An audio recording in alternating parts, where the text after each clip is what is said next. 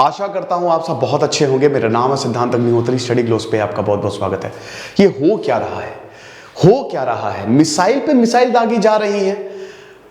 8 मार्च को देखा और कल भारत ने एक्सेप्ट भी किया कि भारत ने पाकिस्तान के ऊपर मिसाइल दाग दी, लेकिन वो मिस्टेक थी, वो गलती थी। पाकिस्तान ने जांच लॉन्च कर दिया, भारत ने भी जांच लॉन्च कर दी, जांच जारी कर दी है कि भाई इस पे जांच होगी, जिसकी भी गलती होगी उसको सजा दी जाएगी। अब दोस्तों, ईरान ने अमेरिका के ऊपर मिसाइल दाग दी है। आपको पता है? देखिए ईरान में न्यूक्लियर फैसिलिटी है। ईरान न्यूक्लियर बॉम्ब बना रहा है, जिसकी वजह से अमेरिका ने ईरान के ऊपर सैंक्शंस लगाई दिए और ईरान की इकोनॉमी वाकई में बहुत बुरी तरीके से हिट हुई है। बराक ओबामा है तो फिर JCPOA एग्रीमेंट, ठीक है, ईरान न्यूक्लियर डील, ये साइन हुआ, लेकिन जैसे ही डोनाल्ड ट्रंप इसके अंदर है तो डोनाल्ड ट्रंप ने इसको रद्द कर दिया, यानी कि वो सैंक्शंस बरकरार थे। अब जो बाइडेन वापस आ गए हैं तो 2018 ये जो न्यूक्लियर डील थी ये तब से रुकी हुई है। इसके ऊपर कोई, हालांकि जो बाइडेन के बाद ये बोला जा रहा था कि न्यूक्लियर डील में थोड़ी तेजी आएगी। प्रॉब्लम ये है दोस्तों कि ईरान में एंटी अमेरिकन सेंटिमेंट है। पिछले साल जनवरी में कासिम सुलेमानी, जो कि ईरान रेवोल्यूशनरी गार्ड के चेयरमैन थे, सबसे बड़े थे, जनरल कासिम सुलेमानी, उनको ड्रोन से मार दिया। तब से लेकर अभी तक ईरान ने ये बोला था कि हम बदला लेंगे और अमेरिका की ये बहुत बहुत बड़ी भूल थी। तब से लेकर अभी तक ईरान बदले की ताक में है। अभी आपको पता है कि एंटी अमेरिकन सेंटिमेंट है। आपको एक और चीज बता दूं, सिर्फ ईरान में नहीं, पूरे मिडिल ईस्ट में अमेरिका को खतरा है। अमेरिका के अलग अलग ठिकानों को खतरा है। मिडिल ईस्ट में रेड अलर्ट जारी कर दिया गया है कि अमेरिका को सतर्क कर दिया गया है कि आपके ऊपर हमला हो सकता है। अब ये साफ साफ संदेश है दोस्तों, किसका? क्या रशिया को सपोर्ट कर? नहीं, कि अमेरिका तुमको छोड़ेंगे नहीं। अमेरिका ने भी हर जगह अनस्टेबिलिटी फैला के रखी हुई है। तो अभी इस साल के शुरुआत में हमले बहुत ज्यादा तेज हो गए थे। इजराइल ने अभी एयर स्ट्राइक की बमबारी की, जिसमें 2 ईरानियन रेवोल्यूशनरी गार्ड्स मारे गए। अब ऐसा बोला जा रहा है कि इसी के ही बदले में ईरान रेवोल्यूशनरी गार्ड्स ने बोला कि हम बदला लेंगे, और इसी के ही उसमें इन्होंने आज मिसाइल दाग दिया। अब देखिए कितनी मिसाइल दागी है पता नहीं। कोई कह रहा है 6 मिसाइल दागी है, ठीक है, कोई तो कह रहा है 110 मिसाइल दाग दी है, लेकिन इतना तो नहीं होगा। कितनी मिसाइल दागी है इस पे अभी रिपोर्ट्स आ रही हैं, लेकिन मिसाइल US काउंसलेट इराक में दागी है। ये जो इराक का जो ऑटोनॉमस रीजन है ना, इरबिल।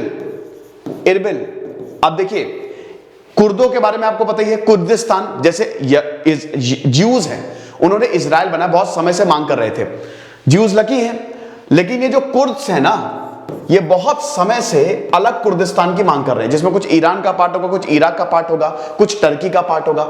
ये कुर्द बड़े बहादुर हैं। आईसिस को हराने में, इस्लामिक स्टेट को हराने में इन्होंने ही सबसे बड़ा रोल निभाया था, और अमेरिका इनको भी धोखा दे दिया। आपको पता, अमेरिका इनको भी बीच में छोड़ के चला गया और टर्की ने इनकी बैंड बजा दी फिर।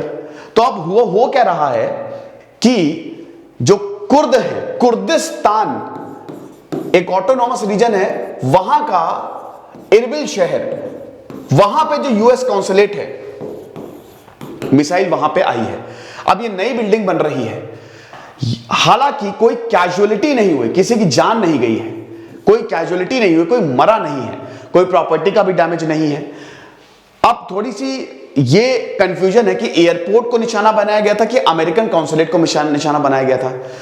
बहुत लोग ये बोल रहे हैं कि ये अमेरिका को एक चेतावनी के रूप में बताया गया है, इजराइल को भी एक चेतावनी के रूप में बताया गया है। इजराइल भी दमिश्क सीरिया में दिक्कतें पैदा कर रहा है, तो इजराइल और अमेरिका साथ में थोड़ा सा दिक्कत पैदा करने की कोशिश कर रहे हैं, ईरान में प्रॉब्लम कर रहे हैं। तो ईरान में गुस्से में, बदले में, क्योंकि ईरान ने बोला था कि भाई बदला तो लेके रहेंगे हम, तो बदले में ये मिसाइल दाग दी है। अब देखिए, अभी रिपोर्ट्स आ रही हैं, ये बिल्कुल पक्का है कि मिसाइल दागी गई हैं, रिपोर्ट्स आ रही हैं और अभी न्यूज इन डेवलपमेंट है, ठीक है। अब खबर ये आ रही कि अमेरिका ने भी अपने विमान भेज दिए हैं। अमेरिका के भी फाइटर जेट्स जो हैं, जहां पे ये हुआ है वहां पे पहुंच गए हैं। अब बात यह कि क्या अमेरिका रिटेलिएशन करेगा? क्या अमेरिका ईरान पे हमला करेगा? हो भी सकता है, नहीं भी हो सकता है। नहीं होगा, क्योंकि पहली बात, यहां पे कोई अमेरिकन फैसिलिटी को, काउंसलेट को निशाना बनाया गया, लेकिन काउंसलेट पे कोई नुकसान नहीं आया, ठीक है। उसके बाद अमेरिका पे डायरेक्ट हमला है नहीं, क्योंकि अमेरिका कि कोई मिलिट्री फैसिलिटी या कोई नागरिकों की तो जान गई नहीं, या मिलिट्री फैसिलिटी तो तबाह हुई नहीं। तो जब अमेरिका को नुकसान नहीं हुआ है तो बहुत ही कम पॉसिबिलिटी है कि ईरान पे वो हमला कर देगा। अगर 1% भी नुकसान हुआ होता तो अमेरिका हमला कर देता।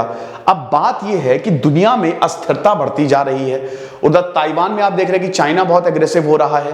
रशिया ने जैसे ही यूक्रेन को, इनफैक्ट रशिया की बात नहीं है, जनवरी से, इसी साल जनवरी से हर जगह हमले तेज हो गए थे। ठीक है, ये जो ईरान का हमला है ना, यहां पे हरकतें बहुत ज्यादा तेज हो गई थी। ये जनवरी से ही कभी ड्रोन्स, कभी बंदूकें, कभी बम फेंके जा रहे हैं, तो ये सब होने लगा था ईरान में। ईरान भी अब परेशान हो चुका है भाई अमेरिका से कि यार तुम डील को रिन्यू करो, हम परेशान हो गए, इतने सैंक्शंस लगाए गए हैं। और हमको नहीं भूलना चाहिए ईरान और रशिया दोनों ही अमेरिका के दुश्मन हैं। और दुश्मन, हां दुश्मनी आप कह सकते हो। दूसरी चीज ये है कि दोनों ही तेल बहुत ज्यादा प्रोड्यूस करते हैं। भाई भारत के लिए तो बहुत बड़ी प्रॉब्लम हो गई थी ना जब ईरान पे सैंक्शंस लगा दिया था, जब कैक्सा में इनको डाल दिया था, तो भारत के लिए तो बहुत, भारत तेल कहां से खरीदेगा, क्योंकि ईरान से तो भारत बहुत तेल खरीदता था।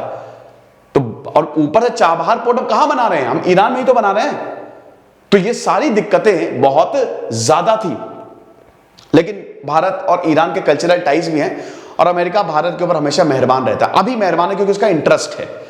बट बड़ी खबर यही है दोस्तों कि ईरान ने भी अमेरिका के ऊपर, अमेरिकन कॉन्सुलेट के ऊपर मिसाइल छोड़ी। और अब अमेरिका जो है, अमेरिका के फाइटर जेट्स वहां पे मुआयना करने के लिए पहुंचे हैं और देख रहे हैं कि भाई क्या है। ऐसा तो नहीं कि कोई और मिसाइल कोई बड़ा प्लान हो।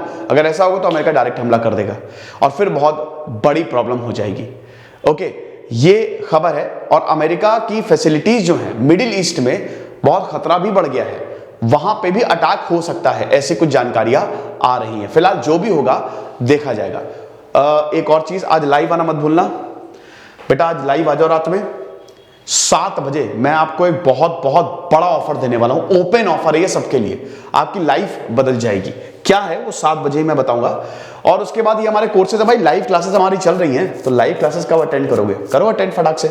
CSAT की लाइव क्लास नहीं रिकॉर्डेड है, ये सिर्फ और सिर्फ 1800 में आपको मिलेगा। आपको पता है हम इतने कम में इतना क्वालिटी कोर्स दे रहे हैं।